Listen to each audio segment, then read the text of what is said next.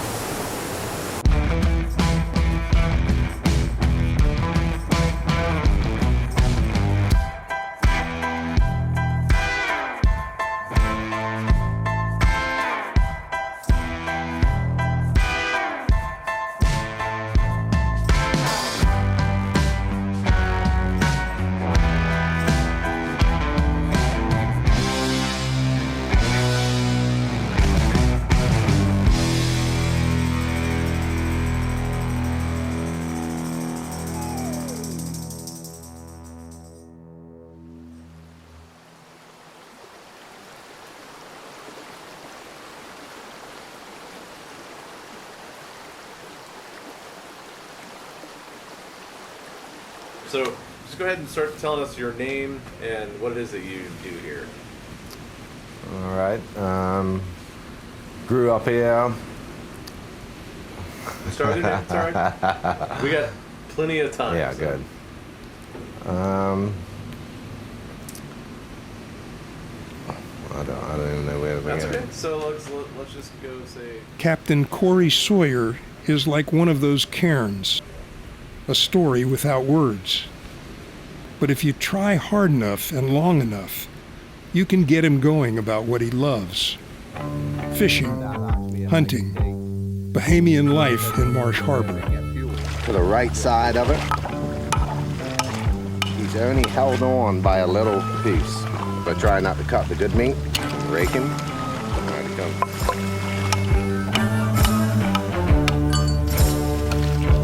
I'm Corey, grew up here in Marsh Harbour.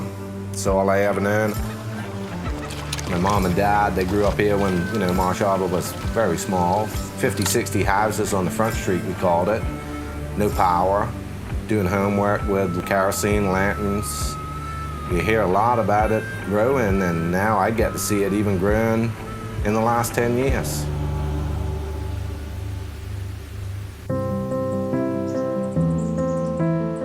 My dad was a big hunter and a fisherman. It was just the way of life. I mean, that's what you did, and he did in his spare time, and he taught me. A couple of first fishing trips, being real upset because you didn't catch the big fish, but you're just too small to pull him in. You grew and you start being able to handle the rod and battle the fish, then you start getting some big ones under your belt. It made me fall in love. This place has every option you can want in the fishing world. You can go out and hunt for big blue marlin. You can come in and catch yellowtail. All depending on the time of year you come down and what you're actually looking to do. Marsh Harbour is in the middle of the Bahamas Abaco Island chain. It's 175 miles east of Palm Beach and 106 miles north of Nassau. It is the commercial center of the Abacos and the gateway to all kinds of fishing.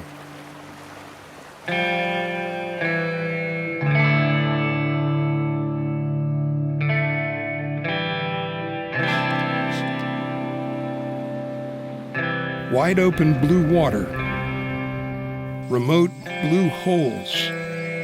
They represent the bookends of the Abacos fishing experience.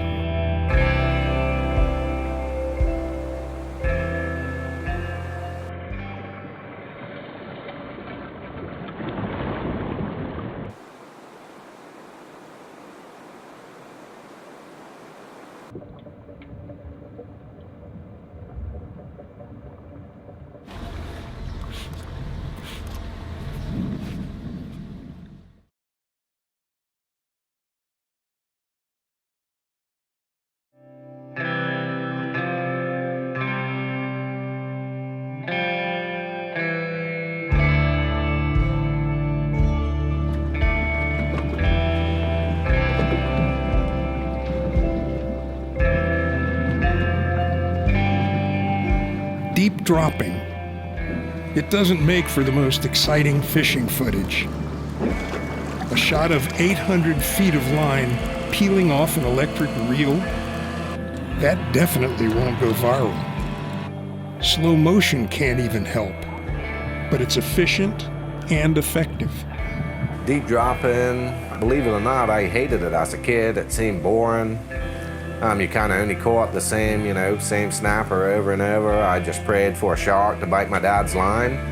I started getting into offshore fishing, trolling and everything, and it became a plan B for me. So if I trawled, even if I got a couple, it just looked so nice when you put a different colored fish in the box. I always say turning the box red. You throw a couple red snapper in there, you got a beautiful box.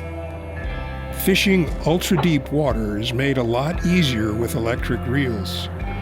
Load them with super braid line, and you'll feel every tap.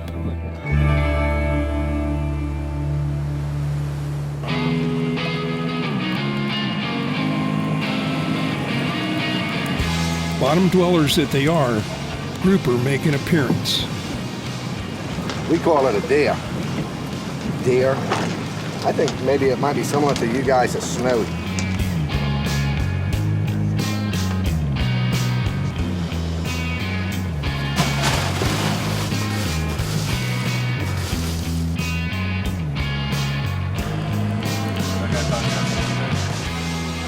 Yellow eye snapper adds some color to the fish box. Once you raise them from the depths, past the sharks and other predators, the only challenge left is finding a good recipe.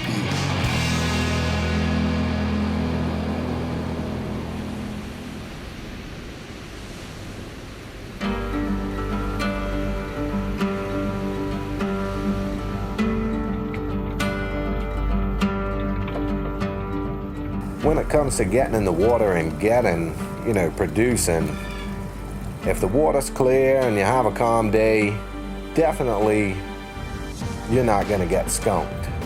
You're definitely going to go in with dinner.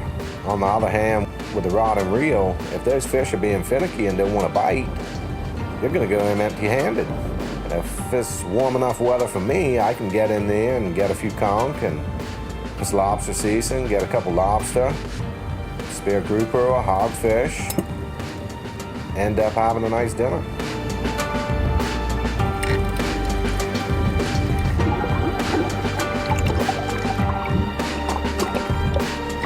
Grouper by spear, conch by hand.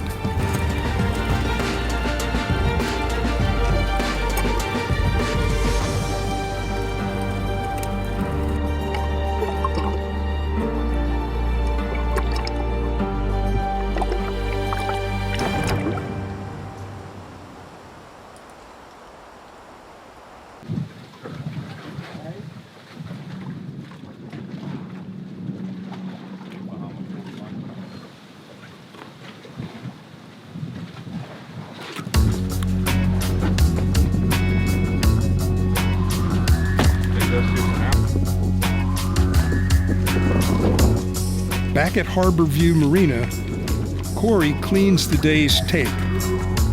The sharks know the drill.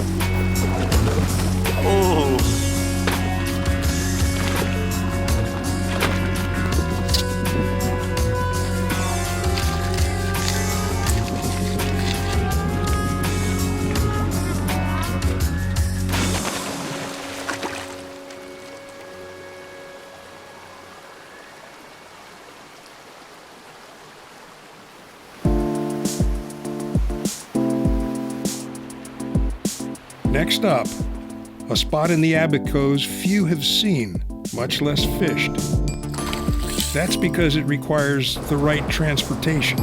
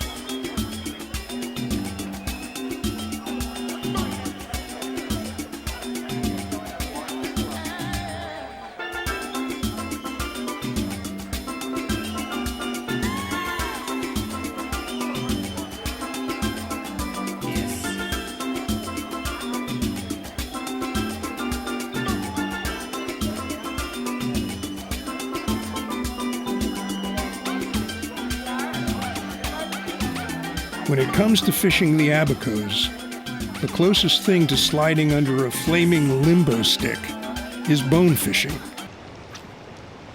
It requires patience, practice, and careful movement. Corey has a secret weapon in his bonefishing arsenal.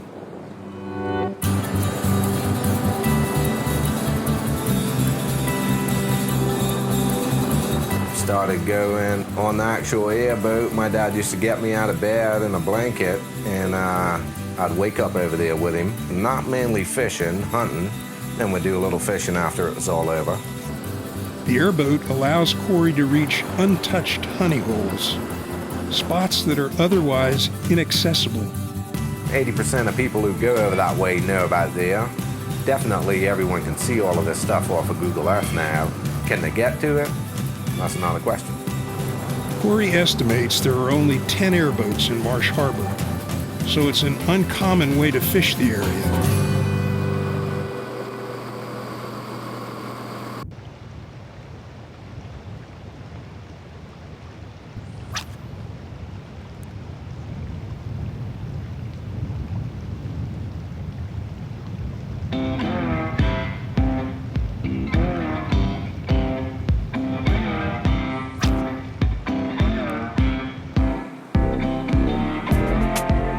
Blue Hole, and there's 4 or 5 over there. The one that we went to was my personal favorite, just because you never know what you're going to see in there. My dad showed it to me from when I was a little boy, and I've loved it ever since. And every chance I get to go over there, I always like to ride in, and even if I don't fish, just have a little look. This certain day, the thing was filled with kudos, a couple monsters. We ended up with a couple of 2 decent ones, and tarpon that are real finicky to bite, and we had 1 bite on one of those, and some giant mangrove snapper, which we didn't fish for, but I've caught a handful of them out of there.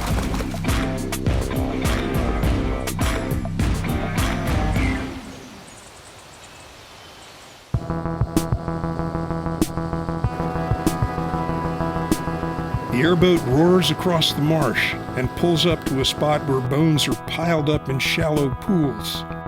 The small creeks, their only entry and exit points. About 4 years ago, I found this spot, and the bonefish just has to have a lot of food there because the bonefish just love it, and we fish them, and they don't want to leave.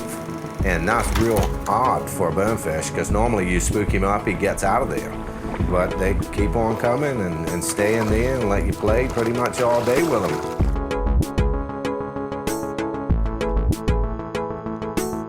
I can't fish it a whole lot because I can't pressure the fish in those areas day after day.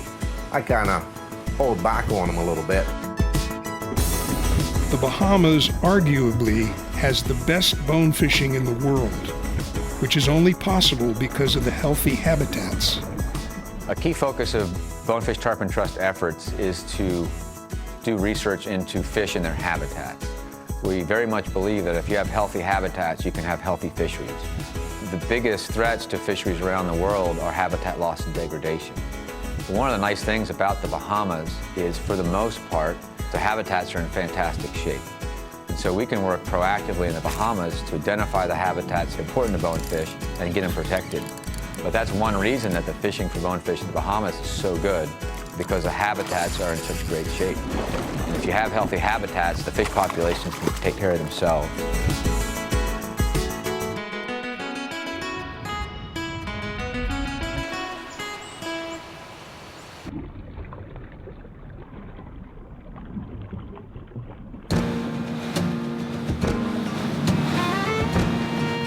One more day offshore to pull a few sea monsters off the ocean floor.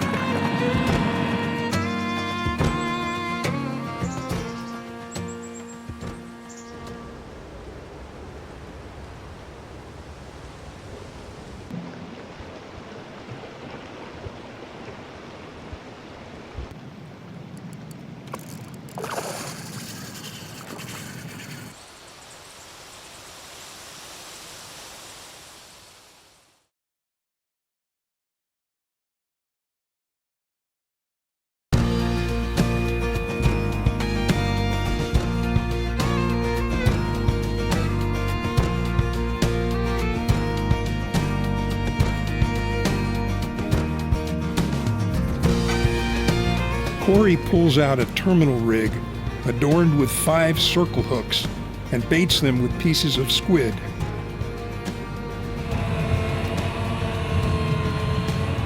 Snapper usually make the rod tip dance, while grouper simply pull it down and keep it down. And don't be too quick to bring them to the surface. After the initial hookup, lower the rig back down to try to catch 2 or 3 more fish.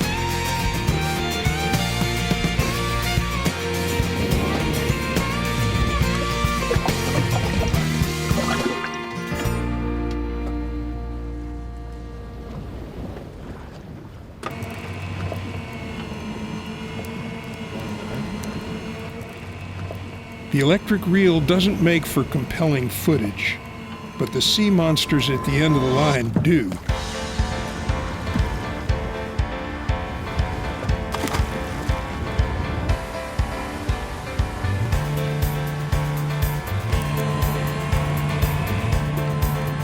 This mystic grouper is a real crowd pleaser. But there are bigger ones down there, upwards of 100 pounds. Compression chamber's not gonna help him.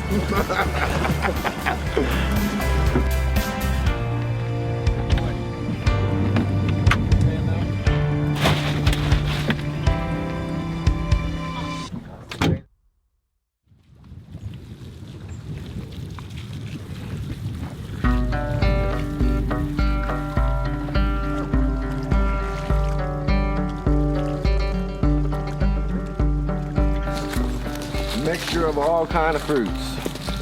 Plum trees, sugar apples, gooseberry, avocado, Grape. sea grape, pomegranate, canap, Spanish plum, scarlet plum, key lime, Obviously, sour coconut sop. trees. It's not, it's a little early. Still good. Not bad. Needs a little bit more time though.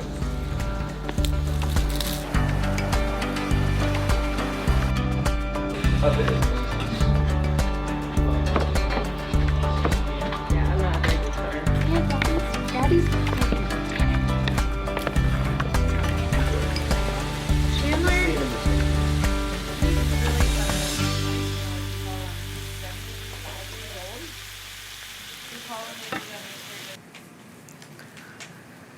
And from there, that's about it. Perfect. That was pretty great, man. That sounded really good. Good. Yeah, that was awesome. I think we're good. Hopefully that wasn't too painful. I hope it's not a whole lot of that in there. Really good. We waited for Corey to deliver that one grand statement about the Abacos, but it never arrived. It's a reminder that the view depends on where you're standing. For us, the Abacos offer spectacular beauty and adventure. But to Corey, it's just the place he's lived all his life. It may have been a fantastic fishing outing, but to Corey, it's just Tuesday.